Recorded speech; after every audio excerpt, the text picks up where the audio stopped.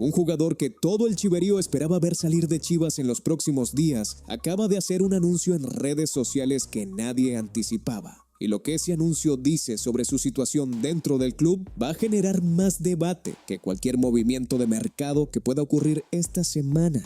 El delantero más inesperado en la jerarquía de atacantes de la selección mexicana para el Mundial quedó en el último lugar de una lista que, según los reportes más recientes, tiene al menos 2 nombres por encima de él, que nadie esperaba en esa posición. Y eso tiene implicaciones directas para el chiverío que va a sentir en el Apertura. Hay un rumor de refuerzo para la defensa de Chivas que esta semana fue descartado de manera definitiva. Y la respuesta que dio la directiva sobre qué va a hacer en ese puesto dice algo muy específico sobre la filosofía de mercado del rebaño. John Barbon reveló esta semana el plan completo de Chivas para el mercado de fichajes, con condiciones muy claras sobre cuándo y cómo va a moverse la directiva.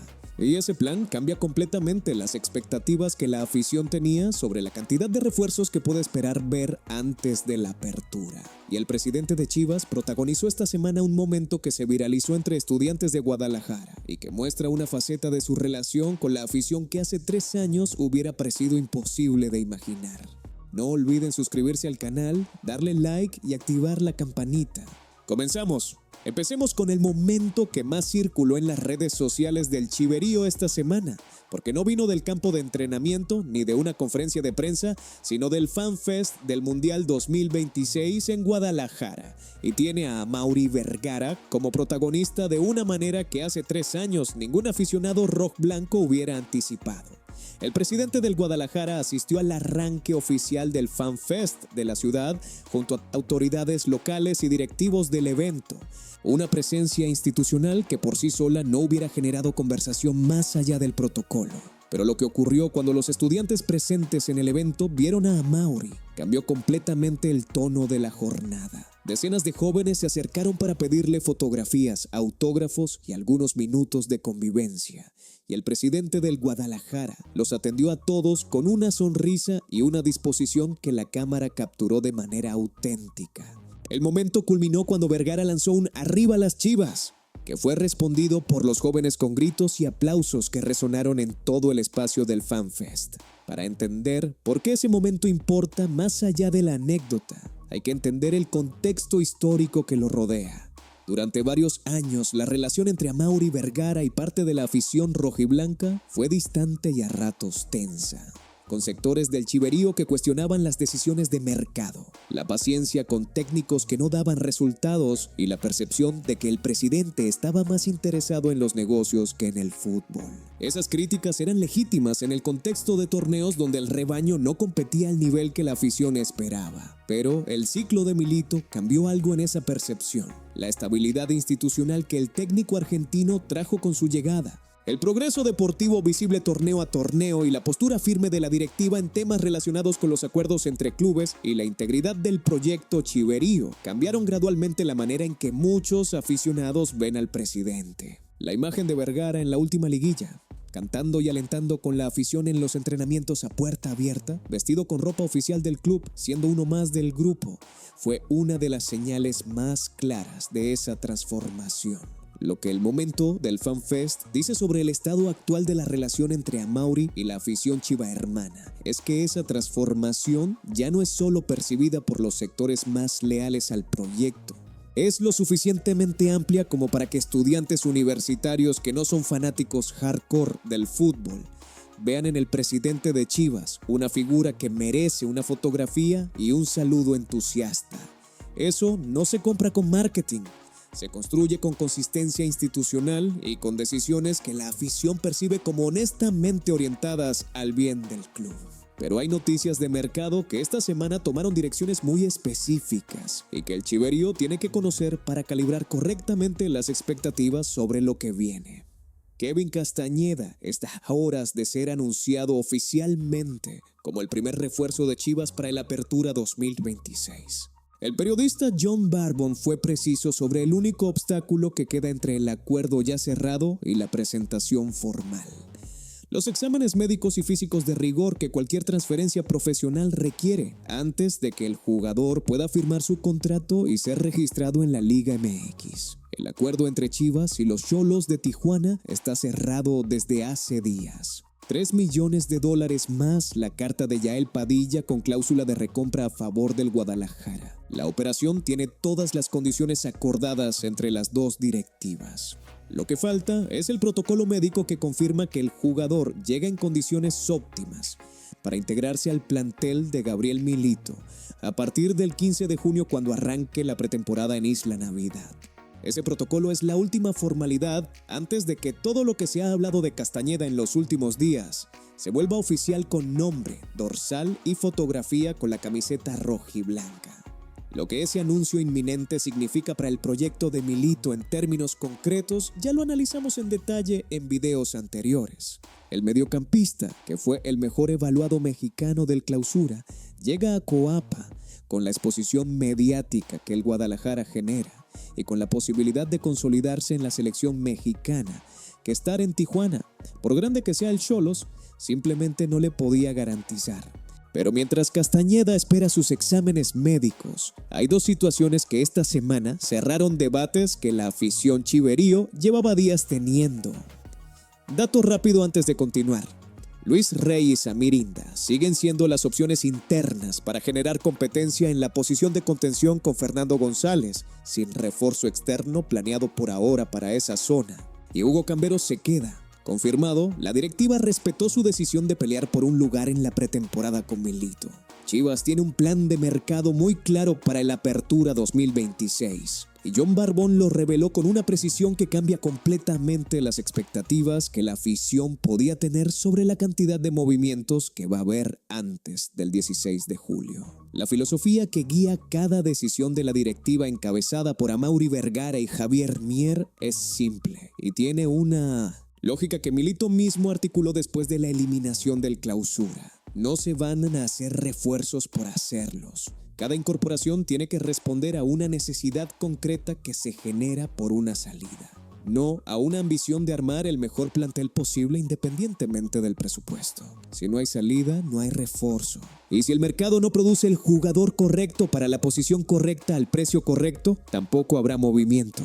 Esa postura tiene implicaciones muy específicas que vale la pena entender posición por posición. En la defensa central, Barbón fue categórico. Incluso si Gilberto Sepúlveda o Miguel Tapias, los dos defensores centrales cuya situación ha generado más especulación, terminan saliendo del club, la directiva no tiene contemplada la incorporación de otro zaguero externo para reemplazarlos. Las alternativas internas, Romo, Campillo, Aguirre, el regreso de Luis Rey y la opción de Samir Inda desde la cantera, son suficientes para que Milito cubra esa posición sin recurrir al mercado.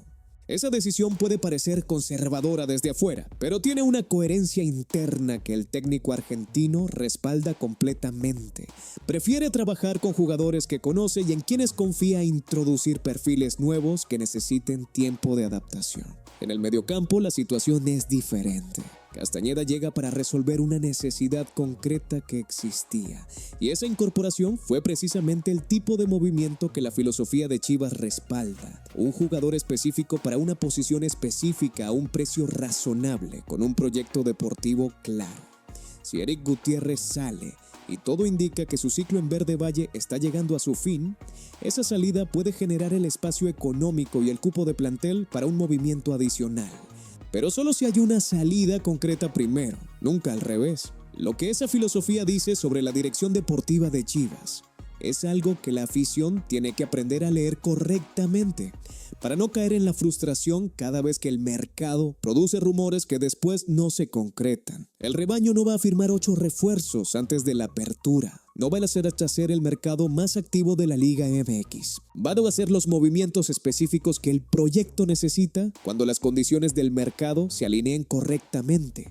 Y esa consistencia de criterio es exactamente lo que ha permitido a Milito construir un equipo con identidad real, en lugar de un plantel lleno de nombres que no encajan en ningún sistema. Pero hay una noticia que llegó desde el entorno de la selección mexicana esta semana que el chiverío necesita procesar con la honestidad que merece, porque involucra al jugador más querido del rebaño en este momento.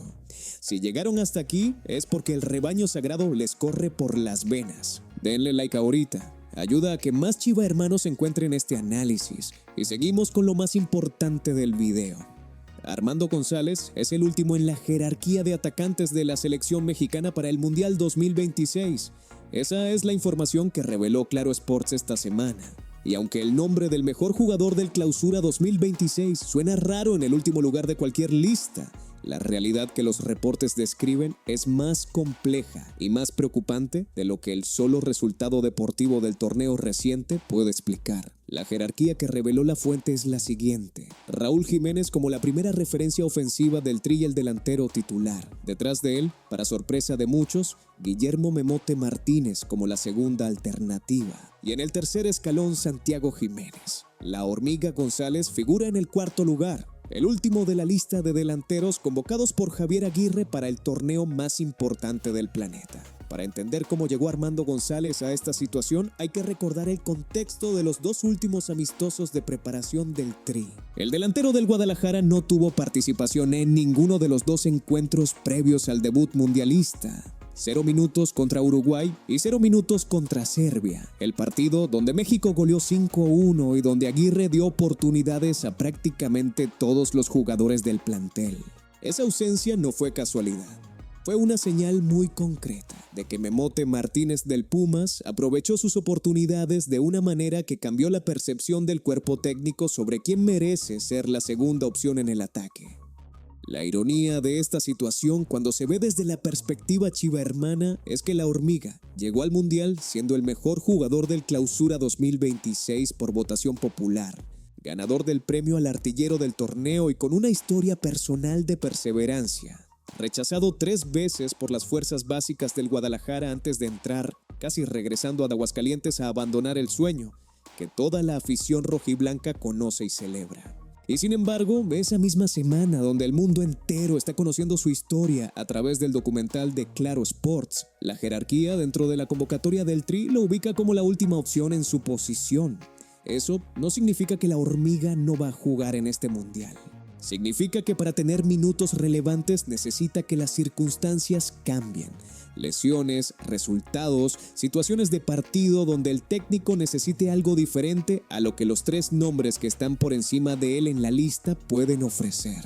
Esas circunstancias pueden ocurrir. Los mundiales producen ese tipo de giros con una regularidad que la historia del torneo documenta año tras año. Pero la afición chiverío tiene que calibrar sus expectativas sobre el papel de González en el torneo con la información real que los reportes entregan, no con la narrativa emocional que la historia del jugador inspira. Para Chivas, como institución, lo que ocurra con la Hormiga en el Mundial tiene implicaciones de mercado que van más allá del torneo en sí.